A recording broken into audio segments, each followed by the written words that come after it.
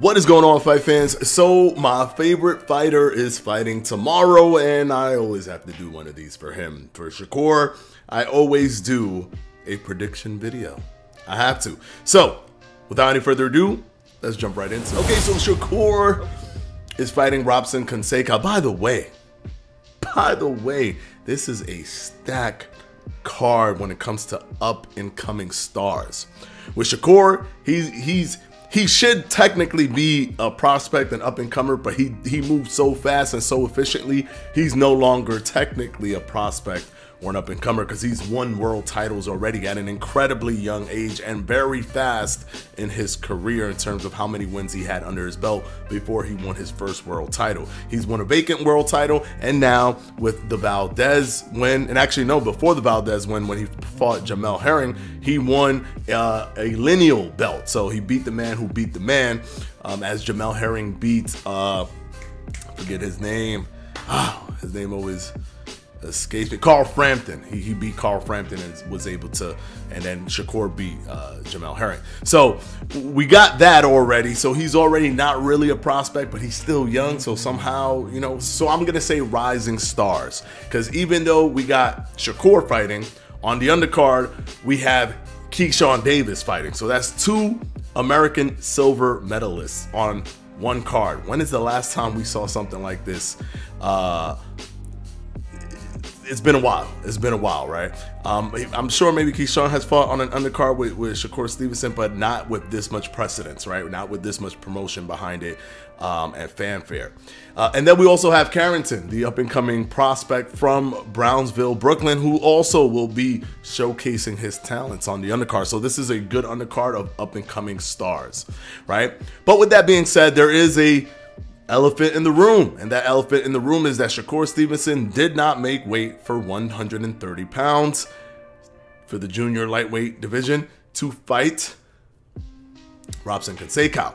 However, the fight will continue. Of course, the fight will go on, but he will be stripped of his WBC and WBO belts. So this tells me that Shakur is probably no longer going to stay in the 130-pound division. He's going to move up to 135, which is what he tweeted anyways, but I don't expect him to even, like, now with the belts being stripped, there's actually even less of a motivation to stay there, as he would have to start all over anyways, and he can't really make the weight, so might as well just go to 135. And boy, when he goes to 135, it is going to be insane, because 135 is stacked. We have Ryan Garcia at 135, we have Gervonta Tank Davis at 135, we have Lomachenko at 135. Right now we have Devin Haney at 135, but he may move up after, but for right now, we do have him there. So 135 is pretty stacked, and he could have some good marquee fights at 135. How much over is Shakur? He's over by about 1.5 pounds.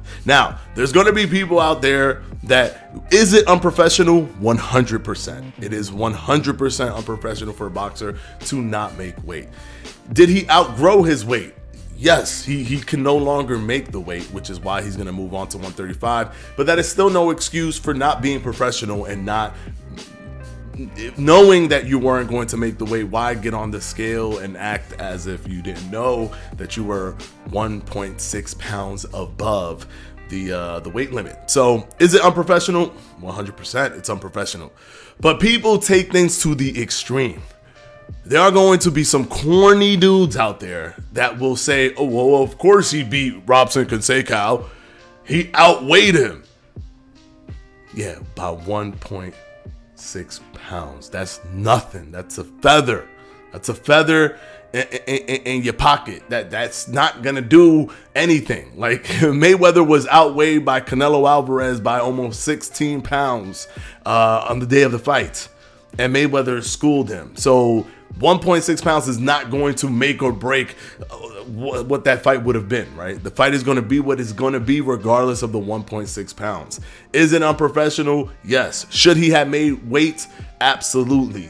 Is it really going to affect the fight in any way, shape, or form? No. If anything, it's probably going to affect Shakur, because it looks like he struggled to try to get down to 130, and that can help Robson Fonseca. But here's my prediction for the fight. I predict that even though Robson Fonseca is a Olympic gold medalist, from Brazil, and to me, arguably should be undefeated as he beat Valdez, which is why I give so much credit to Shakur fighting him, because he could have just said, nah, you lost to Valdez, I'm just going to take that as a I don't need to fight you kind of situation. But he is fighting him knowing that it was contested. It was a contested situation. I still have Shakur Stevenson pretty much obliterating Robson Fonseca. The problem is, I'm going to be predicting Shakur Stevenson is going to be obliterating a bunch of people until he starts fighting marquee guys like Lomachenko. To me, Oscar Valdez was a marquee guy, but I still predicted a beatdown, which is what we got, because Shakur is just that good. He is just that good. I actually predict that Shakur will be #1 pound for pound fighter in the world when it's all said and done, and he may never lose. That's my prediction. Shakur may never lose a fight. And he's going to fight all the big boys because he's going for all the top dogs. He did it at 130. He's going to do it at 135.